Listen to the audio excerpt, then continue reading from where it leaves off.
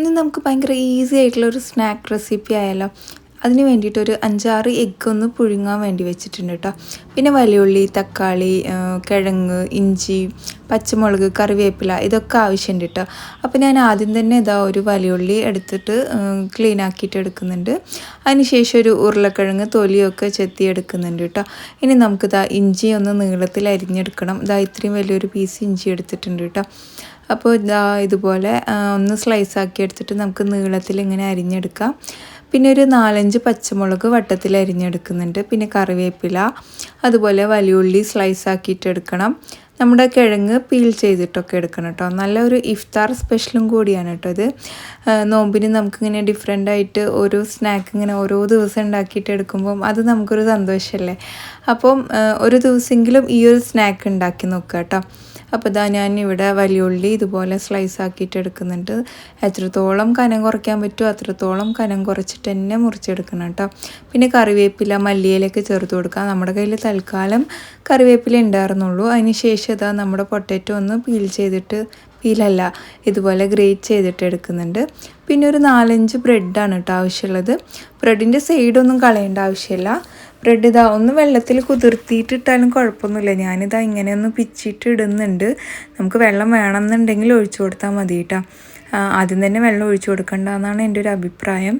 അപ്പോൾ ഇതാ ഞാനിവിടെ ഒരു 6 സ്ലൈസ് ബ്രെഡ് എടുത്തിട്ടുണ്ട്. അതിനെ ഇതുപോലെ പിച്ചി ഇട്ട് കൊടുക്കുന്നുണ്ട്. അതിലോട്ട് ഒരു തക്കാളി, പിന്നെ അരിഞ്ഞു വെച്ച ഇഞ്ചിയും പച്ചമുളക് ചേർത്ത് കൊടുക്കുന്നുണ്ട്. വലിയുള്ളി ഇതുപോലെ ഇങ്ങനെ കൈകൊണ്ട് ഞെരടിയിട്ട് ചേർത്ത് കൊടുക്കുക കേട്ടോ. അപ്പോഴാണ് ഫുള്ള് ഓരോന്നായിട്ട് വരുള്ളൂ. കറിവേപ്പിലയും ചേർത്ത് കൊടുക്കുന്നുണ്ട്. നമ്മളിവിടെ ഗ്രേറ്റ് ചെയ്ത് വെച്ചിട്ടുള്ള പൊട്ടാറ്റോ ചേർത്ത് കൊടുക്കുന്നുണ്ട്. 1 സ്പൂൺ ചിക്കൻ മസാല, ഗരം മസാല ഉണ്ടെങ്കിൽ 1/2 സ്പൂണ്, പിന്നെ നല്ലൊരു കളറിന് വേണ്ടിയിട്ട് കാശ്മീരി ചില്ലി പൗഡറും ഉപ്പും ടൊമാറ്റോ കെച്ചപ്പാണ് കേട്ടോ എടുത്തിട്ടുള്ളത്. പിന്നെ ഒരു എഗ്ഗ് അതിലോട്ട് പൊട്ടിച്ചിട്ട് ഇട്ട് കൊടുത്തിട്ടുണ്ട്. ഇനി നമുക്കിത് നന്നായിട്ട് മിക്സ് ചെയ്തിട്ട് എടുക്കണം. അപ്പോൾ ഈ ഒരു ബാറ്റർ ഒരിക്കലും ലൂസ് ആവരുത് കേട്ടോ. നമുക്കിതിലോട്ട് ഏതെങ്കിലും ഒരു പൊടിയും കൂടിയും ചേർത്ത് കൊടുക്കണം. ഞാനിവിടെ കടലമാവാണ് കേട്ടോ ചേർത്ത് കൊടുക്കുന്നത്. അരിപ്പൊടി ആയാലും കുഴപ്പമൊന്നുമില്ല.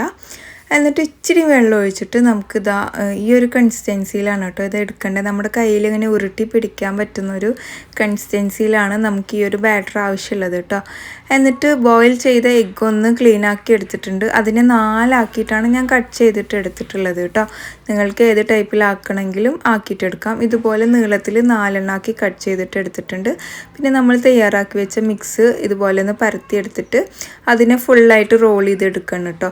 ഈ ഒരു പ്രോസസ്സ് ടൈമിലുണ്ടല്ലോ മാക്സിമം കനം കുറച്ച് നിങ്ങൾക്ക് ചെയ്യാൻ പറ്റുകയാണെങ്കിൽ അത്രയും കനം കുറച്ച് ചെയ്യുക. കാരണം ഉള്ളിൽ വേവില്ലേ എന്നുള്ളൊരു ഡൗട്ടൊക്കെ പലർക്കും ഉണ്ട്. ഞാനിത് വേറൊരു ലോങ് വീഡിയോയിൽ അപ്ലോഡ് ചെയ്തിരുന്ന സമയത്ത് എന്നോട് കുറേ പേര് അങ്ങനെ ചോദിച്ചിട്ടുണ്ടായിരുന്നു കേട്ടോ. അതിന് വേണ്ടിയിട്ട് നമ്മൾ സ്ലോ കുക്കിംഗ് ആണ് ഇത് ചെയ്ത് കൊടുക്കേണ്ടത്. ഉള്ളിൽ വേവും പുറമേ ഒരു ക്രിസ്പിയും ഉള്ളിൽ സോഫ്റ്റൊക്കെ ആയിട്ടുള്ള ഒരു സംഭവം കൂടി ആയിരിക്കും കേട്ടോ ഇത്. അപ്പോൾ ഇതാ ഞാൻ എണ്ണയിലോട്ട് ഇട്ട് കൊടുത്തിട്ടുണ്ട്. എന്നിട്ട് നന്നായിട്ട് എന്താ പറയുക അങ്ങോട്ടും ഇങ്ങോട്ടൊക്കെ തിരിച്ചും മറിച്ചൊക്കെ വേവിച്ചെടുക്കുകയാണ്. ഈ ഒരു പ്രോസസ്സിന് പകരം നിങ്ങൾക്ക് എയർ ഫ്രയറിലും ഇത് ചെയ്തെടുക്കാം. അപ്പോൾ നല്ല ക്രിസ്പി ആയിട്ട് തന്നെ വരും എന്നാണ് എൻ്റെ ഒരു ഊഹം. ഞാൻ ചെയ്ത് നോക്കിയിട്ടില്ല. അങ്ങനെ ഇതാ നമ്മൾ ഫുള്ളായിട്ട് തിരിച്ചു കൊടുത്തിട്ടുണ്ട്. ഈ ഒരു ടൈമിൽ നമുക്കിത് എണ്ണയിൽ നിന്നൊക്കെ റിമൂവ് ആക്കാം കേട്ടോ. അപ്പോൾ നല്ല ടേസ്റ്റ് ആയിട്ടുള്ള ഒരു ഡിഫറെൻ്റ് ആയിട്ടുള്ള ഒരു സ്നാക്ക് റെസിപ്പി തന്നെയാണ്. അപ്പോൾ നിങ്ങൾ ഇതുപോലെ ഒന്ന് ട്രൈ ചെയ്തിട്ട് ഫീഡ്ബാക്ക് അറിയിക്കുക. ഇഫ്താറിന് ഒരു പ്രാവശ്യമെങ്കിലും ഉണ്ടാക്കുക കേട്ടോ. അപ്പോൾ മറ്റൊരു വീഡിയോയിൽ കാണാം. അതുവരേക്കും എല്ലാവർക്കും ബൈ.